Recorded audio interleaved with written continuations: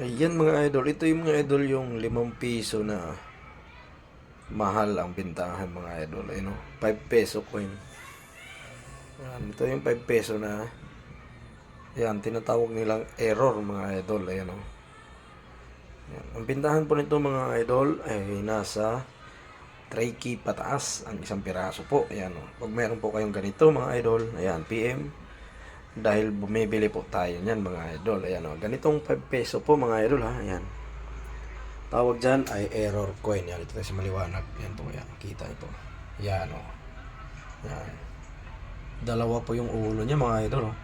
Error coin 5 peso. Yan po. Yan. New generation or NGC coins. Yan. Yan. Ganitong 5 peso po mga idol ha. Nasa 3K pataas. Pag meron po kayong ganito, yan. Huwag niyo po kalimutan mag-PM sa akin dahil bumibili po tayo niyan mga idol.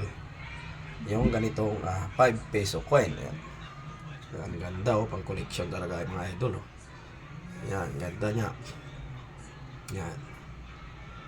PM po pag meron po kayong mga ganitong 5 peso coin. Maraming salamat.